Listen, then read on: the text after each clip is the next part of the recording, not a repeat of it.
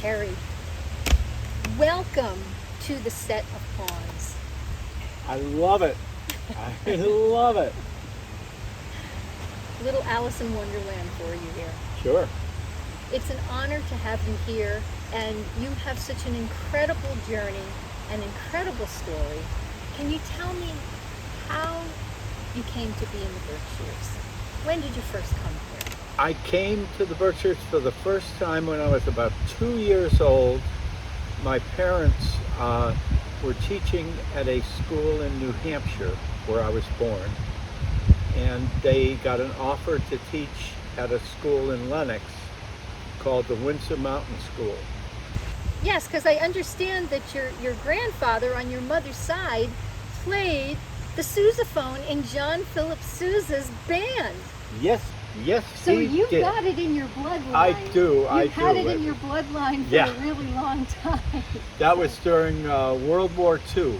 He was in the Navy, and Sousa had his big band it was a Navy band. That's So incredible. and somewhere I have a big picture of one of those big, long pictures of the band. And there he That's is wonderful. with the sousaphone. There's actually a picture of the John Philip Sousa band in the Mojave Theater. When I turned 11 was when I started taking private lessons with Arthur Press, who was in the Boston Symphony. And that was a result of my father taking me to Tanglewood because we had all these free tickets. Right, I believe Arthur Press was the timpaniist? He was the assistant timpanist, but the #1 percussionist. Wow. So So you got he everything was then, up not there. just timpani. That's right, and that's what wonderful. I wanted. Absolutely. So tell us more about some of your first experiences with music. Like, when did you choose an instrument? I wanted to play drums, and my parents said, "That's not an instrument. That's not musical," and they talked me into the clarinet.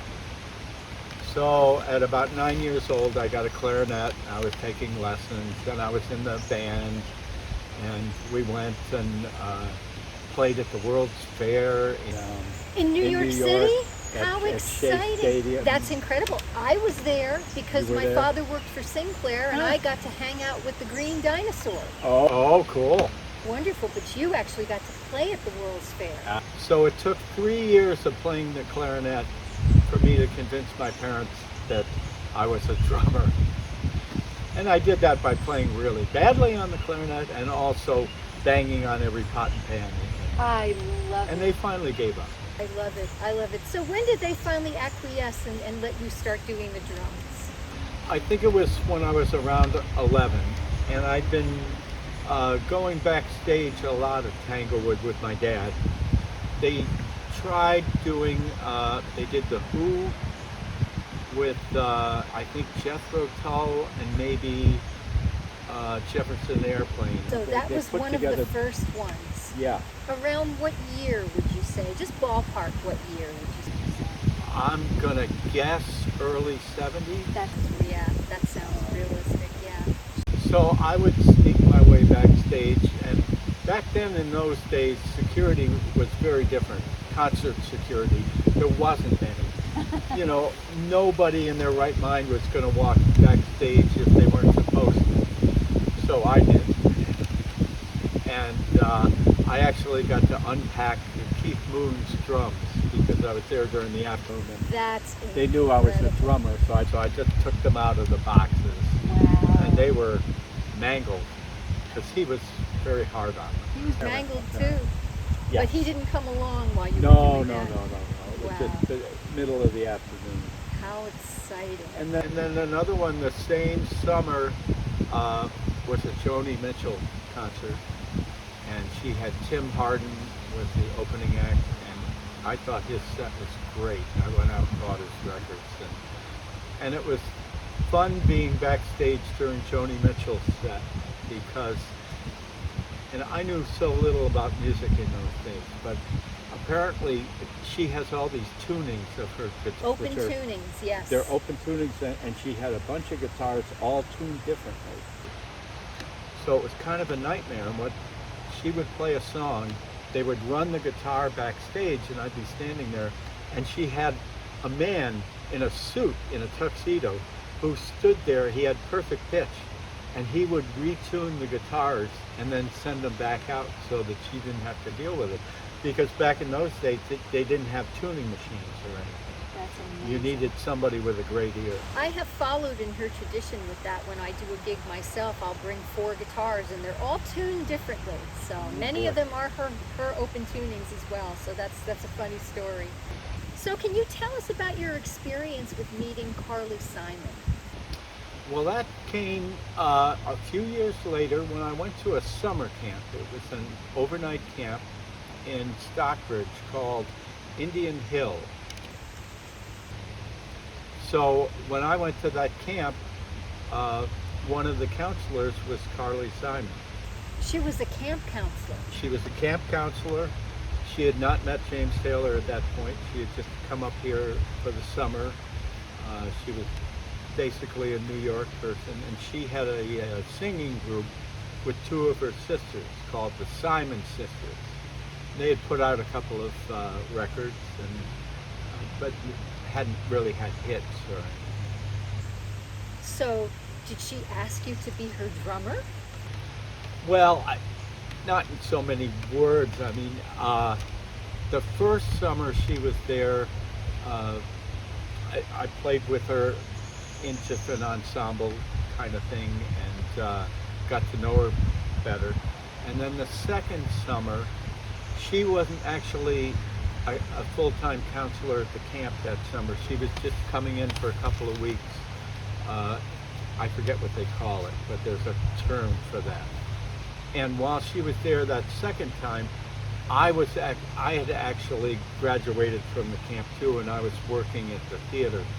But they needed a drummer, and so they had kind of we put together a 5-piece band that was mostly staff and me from the outside. That's wonderful. Everyone's favorite drummer. Ah, You could play everybody's stuff. That's wonderful to be able to do that. well, it was great because later on when she married James Taylor, who she probably met one of those summers because he was around, I went to Tanglewood when he was playing and went backstage, of course. And she introduced me to James as my first drummer. And I thought that was really nice. What an honor. And a Absolutely. well-deserved one, too. Well, and he had Russ Kunkel playing drums for him, which, I was like in awe. That's wonderful, yes. Russ Kunkel and Lee Sklar and Danny Korchmar did a long-term residence at Crystal Sound Oh, really? when they were recording James's Mudslide Slim, Oh, wow. and then also worked with Carole King, and Sure. so it's a small world as far as Everybody. that goes. Yes, Yep. absolutely. What can you tell me about the winter of your 13th year? Who did you encounter then? It was some director that his name escapes me at this point in time, but Arthur Penn? I think so. Yeah, it was. Oh, okay. Yeah, That was actually during the summer. it was during the summer. Yes. Okay, and what was he involved doing that summer? Well, and a new conglomerate came and took it over. And the conglomerate was kind of Arthur Penn, who was a famous director by then because he directed Bonnie and Clyde. Right. And he also went on to direct Alice's Restaurant and a whole bunch of great movies. And he was a Stockbridge resident. So they brought him in, and he took over a part of it. And then there was a playwright named William Gibson, who actually lives on the same street as Arthur Penn. And he wrote a play called The Miracle Worker about Helen Keller. Oh, that's fascinating. And Arthur Penn directed the movie of The Miracle Worker. It wasn't one of his best known movies, but it was a fantastic movie, and it starred this incredible actress named Anne Bancroft, and she may have won something for that. I'm not entirely sure. Well, the first summer that they took over, they did a play called I'm not going to remember the name of the play, but I was just up in the rafters. The band was up above the stage, and we did incident. Oh, it was Skin of Our Teeth. Skin of Our Teeth. And Anne Bancroft was the star, and Estelle Parsons was in it, and Frank Langella. And all these actors used to love to come to the Berkshires because of what it is in the summer, you know, and they didn't want to be stuck in New York, and so they would come up for less than their normal, you know, pittance. Sure, because it was like a vacation for you. Yeah, absolutely. That is absolutely And so amazing. that was the first play that Arthur Penn directed, and William Gibson was just kind of hanging around. Interesting. And Anne Bancroft was the star. And then the next summer they did a play that William Gibson wrote particularly for Anne Bancroft, called Cry of Players. And it was about the life of William Shakespeare and his wife, whose name was Anne, actually. You know. And on that one, I got a speaking part. They needed on-stage musicians, 3 of us, and so I was playing a little hand drum, but I also had a bunch of lines with Anne. Exciting. So it was So like you my made- dream come true. You took the words right out of my mouth. You made your dream come true. Here That I is am, you know, so 15 years old, and remarkable. I'm playing opposite Anne Bancroft. So you did get to be the actor. Briefly. I would love to hear about your evolution and your journey now as a young budding musician. I mean, you've played in a lot of bands. Up in North County, we played a big place called Woody's House of Washington in Washington, Mass, right Is on that Route 8. on Route 8? Yes. And it was a big old building, and we played. Shenandoah was one of the house bands, and we played there regularly. But we also opened up for members of the band. I don't know if Bonnie Raitt ever made it there, but a lot of artists played there. And Arlo kept coming to see us because he lived up the road. Had nothing to do with Woody Guthrie. It was Woody's House of Washington, but not connecting. And Arlo just kept coming in, and we thought, oh, that's cool, you know, that's Arlo Guthrie. You know? And one day he just came over and said, so, you guys want to go on tour with me? And we all looked at each other and were like, yeah. Took that long. And that was it. Actually, his producer, a guy named John Pilla, who also lived in the Berkshires and was a big fan of ours and kind of dragged Arlo there, we found out. Also really liked our band and thought we had potential, and we had a lot of original material, and he wanted to record us, and he wanted us to record with Arlo. That was sort of how that all came about. Where did you record when you recorded with Arlo? Well, the first recording that we did with Arlo was actually on the road. It was a live recording, and John Pilla produced it. We took just an 8-track reel-to-reel machine at that point, and a sound crew and whatnot. And we recorded about 10 or 15 shows. And then they went back and went through that and put together an album called One Night. And that's the first thing that we actually recorded with Arlo. That was the very first. Very interesting. So it was, we didn't get to do any studio work per se. And then the first studio album we did not that long after that was called Outlasting the Blues. That's my favorite Arlo album still today. Do you have a favorite song off of that album? Well, I'm just going to say Prologue, which is the first song on it, because it's just a great song that Arlo wrote, and it's very much talks about how he was feeling at the time. That's wonderful. Around, what's the time frame for that, Terry? Around what year did you guys record that album? I'm gonna say that album we did about 1979 or 80. We had already changed members in Shenandoah, and we had added Steve and Carol Ide,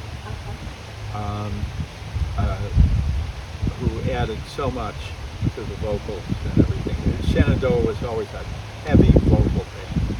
That's why Arlo liked it. So that was about 79 or 80, and we recorded that at a studio called Longview Farm out in Brookfield, Mass, out toward Boston. And it was one of these places, a beautiful old farm, and we would go there and stay for about 6 weeks. We'd all live there, and that would let Arlo write things overnight if he wanted to, or change things, and it was just a great experience. How wonderful to be there for that long. I know of that studio. When I first came here myself, I actually went there with my whole family. And my husband, who had been a recording engineer, he recorded some things that I wanted to do. Oh, great. Yeah. When did you meet Arlo Buckley? Well, I met him during the filming of the movie, but not while I was involved. They had a Thanksgiving at Alice Brock's house, which was actually near the old Music Inn. And a bunch of the people from the movie were invited to her house for Thanksgiving. And my brother, who knew everybody at that point, somehow got them to let me go. I was much younger than everybody else there. So I got to go have Thanksgiving at Alice Brock's with about 20 other people. And that's where I met Arlo for the first time. Can you tell me about some of your television performances with Arlo? Television performances with Arlo? Sure. We, early on, we did a whole bunch of Mike Douglas shows. But Tammy Wynette was on that show, and she sang Stand By Your Man. And so to get to hear her actually perform an iconic song like that. And to be part of that history when Yeah. she was making history with Stand By Your Man. Yeah. That's definitely So that was great. amazing. So we did Mike Douglas shows. We did a lot of other various shows, but one of the bigger shows that we did a show called Performance at Wolf Trap for public broadcasting, because it was us and Pete Seeger, Arlo, Shenandoah, and Pete Seeger, and neither Arlo nor Pete would tell them what songs they were going to perform. And Arlo and Pete would swap songs back and forth, and when Pete wasn't singing, he'd lie down on the stage. You mentioned having close encounters. Can you tell us about some of your close encounters? Close encounters. Let me tell you about what may be one of the more meaningful close encounters, and that's what I mean by close encounters. We were doing a fundraiser in Cooperstown, New York, against fracking, which was a big deal a few years ago. And it was a co-bill with us and Levon Helm. And at that time, Levon Helm was very ill and could really not speak very much at all. But he was still putting on great shows, and he had a fantastic band. I don't even know the names of the people in the band, but they were great. And anyway, we played our set, did our part of the show, and wonderful audience, went great. And we came off, and then Levon's band came on and played.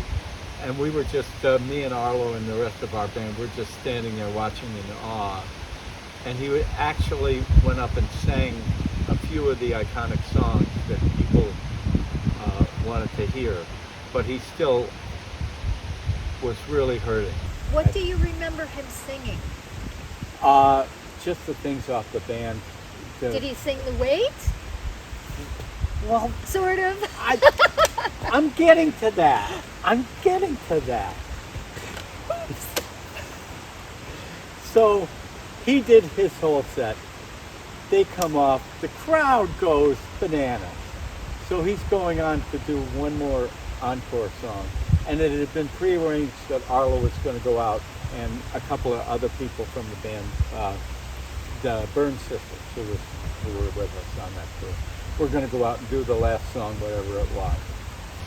And he turns around to me. He had 2 drum sets set up because sometimes his daughter played drums with him so that he could go out and play, but she wasn't there that day. Amy Hill. Amy Hill. So there are 2 identical drum sets there. And he turns around, I'm standing in the wings, and he holds up a pair of drumsticks and he points at me and he points at the drums and he goes. So I came out, I took the drumsticks and I sat down, and the song was The Wait. He had kept The Wait for his last encore. And so I got to play The Wait with Levon Helm side by side. And if you know the song, in between every verse, there's a drum fill. There's a very iconic kind of drum fill that he does. I know it well. So he and I would get to that point and we'd play, and I was trying to lean back and stuff, and he's just looking at me and laughing, and we're just hitting drums, and it was just a wonderful moment.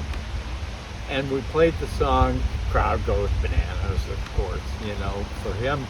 And he comes off, and he still couldn't talk, but he came over to me, and he gave me the biggest bear hug.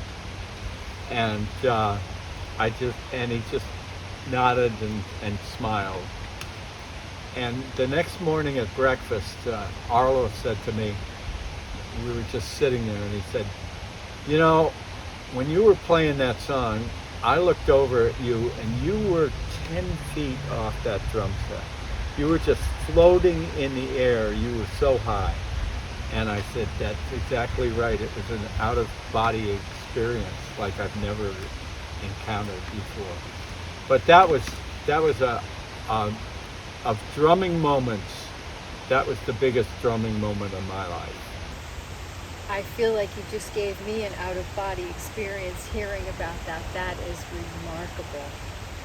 You know, I understand that you have traveled very extensively on the tour bus with Arlo Guthrie. What are some of your favorite places that you've been to over the years? Boy, we did with Arlo and Shenandoah over the years, and since Shenandoah, I was lucky enough to travel with Arlo over a 45-year period, which is just mind-blowing to me that that's even possible, but it just flew by. I have a mantra in life, and it's born to tie. I'm not born to win. I'm not born to lose. Born to tie. I just want to go through life having all these wonderful experiences and enjoy them, and I don't need to be a star. I don't need to win billions of dollars, though it would be nice. But born to tie. What's the name of your first book? Well, what a coincidence. I seem to have them here. My first book is called Just a Berkshire Kid. And it's a lot about the things that we've been talking about. I feel really fortunate that I got to grow up around here. And I feel that the opportunities that I had to play with Arlo Guthrie, to be in a play with Anne Bancroft, just all the best things in my life happened because I lived in the Berkshires. And if I'd grown up in Manhattan, I would be competing with all kinds of really great drummers. I never would have gotten a job with Arlo, and I wouldn't have gotten to play with the Big Bear Band and all the hundreds of other people that I got to play with in the Berkshires. So the Berkshires are special to me. I think they're a special area. Well, so the second winter, I went on and wrote more stories of a Berkshire Kid, which is More stories of a Berkshire Kid. So that's all of the ones where people called you up and said, hey, how come I'm not in here? Arlo's wife, Jackie, inspired me to make little videos. And I love making little videos, and I've gone on to make almost 400 little blogs, little video blogs. And when I was on the road with Arlo, when we did the 50th anniversary tour, it was suggested that I make 50 blogs to go along with each stop that we did. And somehow I did it. I remember looking at some of those. Some of what went on was amazing. You really So, did a great job. You that's were the very great thing. consistent with doing that. And Arlo would ask me, say, did you do a blog today? What'd you put in it? You know, and he wanted to know about it, but he didn't want me to film him. How did you get your name, Terry Oliberry? People want to know. Well, I got my name Terry Oliberry the very first time I went to play with Arlo. We actually, Dave Karen and I took the train from Pittsfield to Chicago. It took about a day and a half, and the other guys drove. But we were sitting around upstairs in the dressing room before we were about to make our first performance with Arlo. And he looks around and he goes, oh man, I don't know your names. Like he knew our first names. He knew David and Terry and everything. But, so we went around the room and David Grover, Danny Felica. And I said, well, my name's Terry Hall. And he looked at me and he went, no, that's boring. You're more Terry Oliberry. And that was it. We went out. Arlo named you? He introduced the band. He said, and on the drums, it's Terry Oliberry. And he kept saying it. And then the first record came out, One Night came out. It said, on the drums, Terry Oliberry. And I was so proud of that record. And I showed it to my mother and she started crying. And I said, what's wrong? She said, none of our relatives are going to know it's you. I said, don't worry about it. They'll get over it. Well, Terry Oliberry, I think that your career and your journey is going to go down in history as one of the most special ones. And I just can't wait to see what's around the corner for you next. I have no idea either. That's the wonderful thing about music and about the things that we do is we never know where it's going or when it's going. Don't know what's around the bend. I can't wait to find out. Me too. Thank you so much. Thank you so much, too. It has been an honor and a privilege. Mine.